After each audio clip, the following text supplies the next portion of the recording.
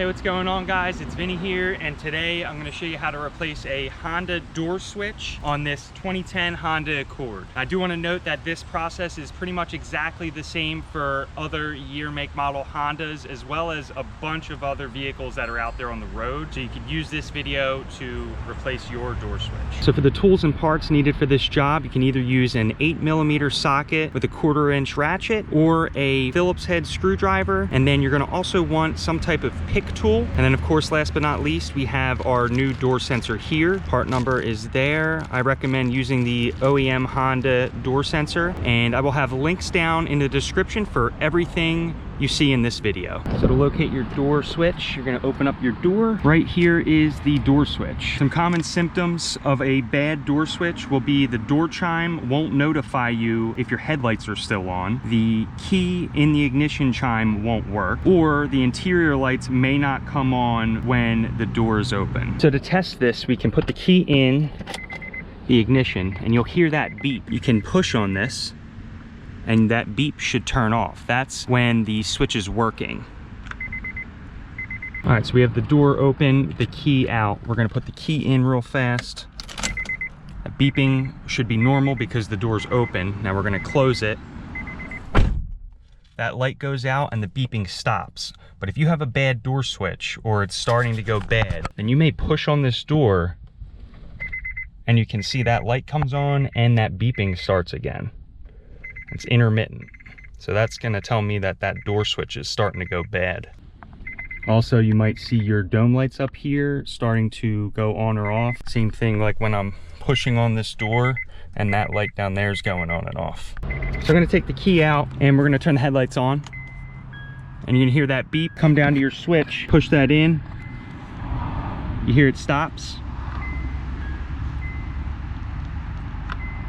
That's the other way of testing it. So the most common cause of a broken door switch is when somebody gets their seatbelt and closes the door on it right in the door like that. It'll hit this sensor and then usually damage it or break it. You can also see that this weather stripping here is a little bit damaged. So that was probably the cause of this door switch going bad. First step is to get your pick tool and pull that rubber boot open. Next, you can get your 8mm ratchet or your Phillips head and remove that screw. Okay, now this is where you want to be a little careful if the switch is broken. This one still feels like it's intact because I can wiggle this up here. Normally this would just be a floppy rubber if the switch broke and fell inside the door. So we're gonna gently pull this straight out. You'll see that now there's a little bit of room here. You can tilt it up to fully release the switch out of there. And you just want to make sure you don't lose your wire here. So now there's this white clip with a little push tab on the top. We're gonna push that, and it should disconnect your old switch. Don't let this wire go because you don't want it to fall down in the door. So we'll get our new door sensor switch here, flip it this way, and that tab that sticks up will go on this side of the switch here. You're gonna listen for the click.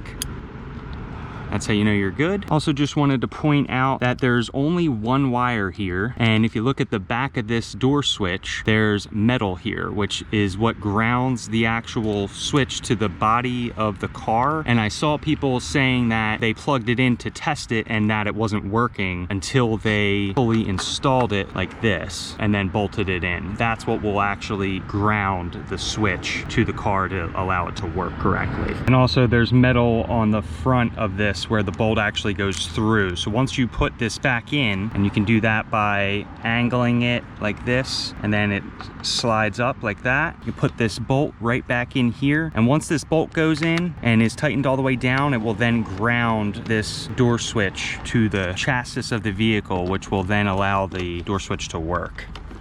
So we'll put that in, snug it up, or if, like I said, you had the 8mm, snug that up just gently. We could put our rubber cover back, and that's pretty much it. So now to test the new switch, you can push the button and look at this light and see if it goes out. So it goes out. It's great. That's how you know you're working. All right, so with the door open, that light goes on. Close it, it goes off. We're gonna push on the door just like we were before with the bad sensor. And you can see that light's not coming on until we open the door. So that's pretty much it for that. All right guys, that's pretty much it. That's how you're gonna replace a door sensor on a Honda and many other make model vehicles that are out there on the road today. If this video helped you guys out, please leave me a like. If you guys have any questions at all, leave them down in the comments. I'll get back to you. And if you're looking for more of this kind of content, then hit that subscribe button because there'll be plenty more videos coming your way. I appreciate you guys sticking through with me on this one, and I'll see you in the next one. Have a good one.